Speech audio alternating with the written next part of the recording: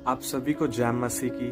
उम्मीद करता हूँ परमेश्वर की तरह से आप सभी कोई अच्छे होंगे, भले होंगे और परमेश्वर में बहुत आयत से आनंदित होंगे। तो मेरे प्रिय भाई बहनों, आज मैं आपको एक छोटा सा संदेश देने जा रहा हूँ जो आपके जीवन में काफी सारी आशीषों को लेकर आने वाला है। जरूर ध्यान से आप वचनों को सुने और वचनों को आप अपने हृदय में बैठा लें। तो मेरे प्रिय भाई बहनों, कभी कभी हम सोचते हैं ना कि किसने हम पर जादू टोना करवा दिया, किसने हमारे घर पर जादू टोना करवा दिया, तांत्रिक विद्या करा दी, हमारे जीवन में ऐसा हो गया, हमारे जीवन में नौकरी नहीं लग रही है, हमारी शादी नहीं हो रही है। बहुत सारी बातें होती है दोस्तों हमारे जीवन में जो हम सोचते हैं कि किसी ने हम पर जादू करा रखा है, किसी ने टोना करा रखा है, किसी ने तांत्रिक विद्या करा दी है, या किसी ने शैतान ने हमें बांध रखा है, या कि हम बंधनों में पड़े हुए हैं। तो मेरे प्रियो, जब हम वचनों की ओर जाएंगे तो हम देखते हैं कि परमेश्वर ने हमें अपने लहू से आजाद किया है। परमेश्वर ने अपने लहू से हमें मोल लेकर खरीदा है। हम जब वचन में जाते हैं तो हम सीखते हैं कि जब सत्य का आत्मा तुम पर आएगा तब तुम सचमुच स्वतंत्र हो जाओगे। स्वतंत्र होने का मतलब यही है मेरे प्रिय भाई बहनों कि हम बंधनों से आजाद हो जाते हैं, हम अंधकार की शक्तियों से आजाद हो जाते हैं, हम हर एक बीमारियों से आजाद हो जाते हैं। प्रभु जब हमारे जीवन में आता है, प्रभु का आत्मा जब हमारे जीवन में आता है, तब हम सचमुच में स्वतंत्र हो जाते हैं। लेकिन फिर भी हम लोग कभी कभी सोचते हैं कि हम रास्ते से चल रहे थे और हमने किसी नींबू पर पैर रख दिया, और उस नींबू पर पैर रखने से हमारे जीवन में अशांति आ गई, बरकत जो हमारे घर में थी वो सब खत्म हो गया, हमारा घर अशांति से भर गया, हमारे घर के लोग अलग अलग हो गए, सबके मन अलग अलग हो गए।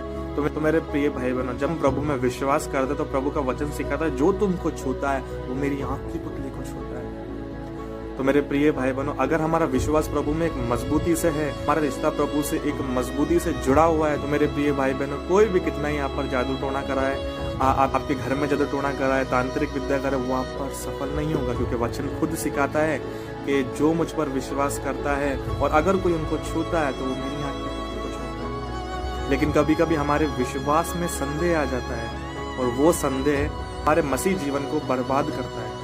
कभी कभी हम विश्वास नहीं करते परमेश्वर पर, कभी कभी कोई टोटका करा देता है, लेकिन हम सोचते हैं कि अब क्या होगा, अब क्या होगा।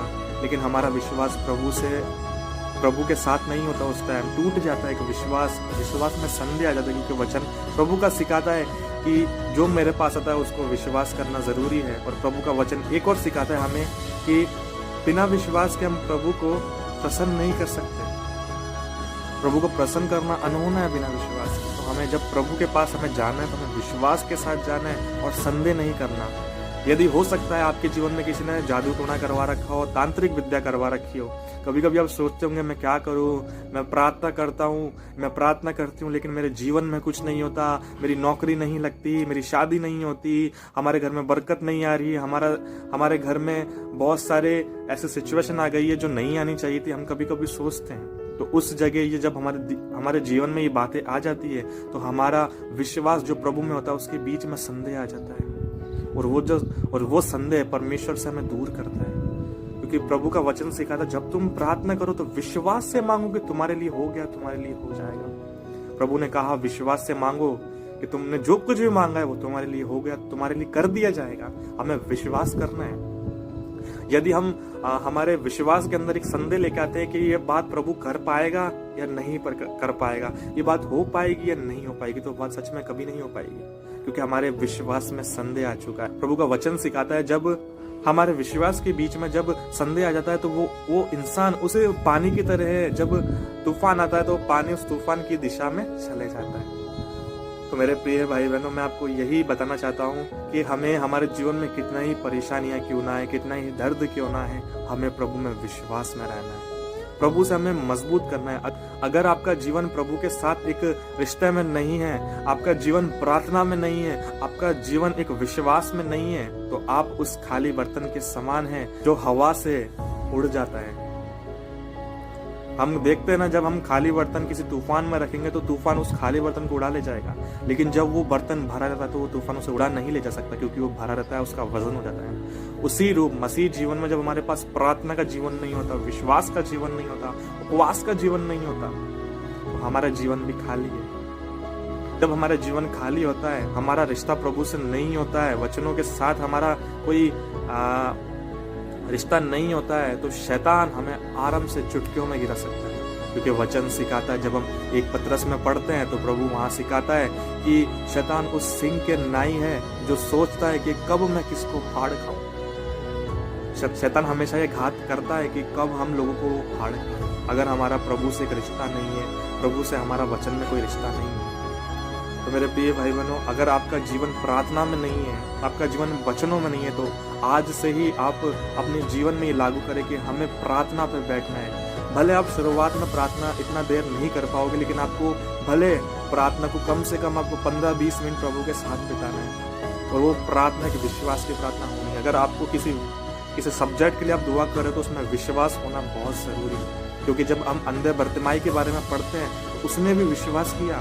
प्रभु जा रहे थे लेकिन वो जो अंधा था वो प्रभु के पास गया और विश्वास किया तो उसके लिए पूरा हो। तो कभी कभी हम सोचते हैं प्रभु हमारे जीवन में काम करेगा, प्रभु हमारे जीवन में काम करेगा। प्रभु तो काम करना चाहता है, लेकिन कभी ये सोचते कि प्रभु के पास हम कितना है, प्रभु के साथ हमारा रिश्ता कितना है। एक वचन हमें सिखाता ना कि परमेश्वर के निकट आओ तो वो भी तुम्हारे निकट आएगा।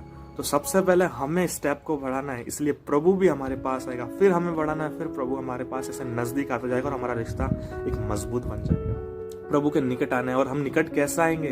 प्रार्थना के साथ, वचनों का हमारे जीवन में लागू करने के बाद उपवास के साथ प्रभु के पास हमें आना है। हमारे पापों का अंगीकार करना है, हमें पश्चाताप करना है और उस पापों को फिर दोबारा नहीं करना है। ऐसे करने से हम प्रभु के निकट आएंगे और प्रभु भी हमारे निकट आएंगे। और हम शैतान की योजनाओं से, बीमारियों से, प्रभु अशांतियों से प्रभु हमें आज़ाद करेगा, हमें छुटकारा देगा।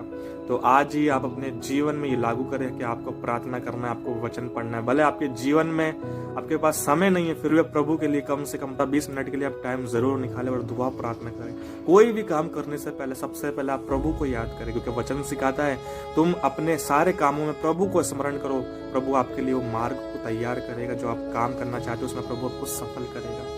आप जरूर प्रार्थना में आगे बढ़े, विश्वास करें और विश्वास के साथ कभी भी संदेह ना करें। आप प्रार्थना करके उस विषय को प्रभु के हाथ में सौंप दो। आप अपने आप को प्रभु के हाथ में सौंप दें, प्रभु आपके लिए सही समय पर सब कुछ करेगा। आप विश्वास के साथ जरूर प्रार्थना करें, हमारे लिए भी प्रार्थना करें। तो इस छोटे से संदेश को आपने सुना, उसके लिए मैं आपका धन्यवाद करता हूँ कि आपने अपना टाइम निकालकर इस वीडियो को देखा।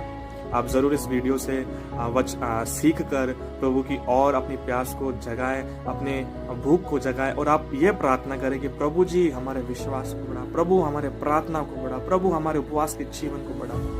आप विश्वास के साथ इस प्रार्थना को करें, प्रभु आपके जीवन में बड़ा काम करने जाएगा। आप सभी को जय मसीह के मेरे प्रियो। आपने संदेश सुना, मैं विश्वास करता हूँ इस संदेश के द्वारा प्रभु आपको बहुत आशीष देगा और आप इस संदेश को अपने जीवन में लागू करेंगे।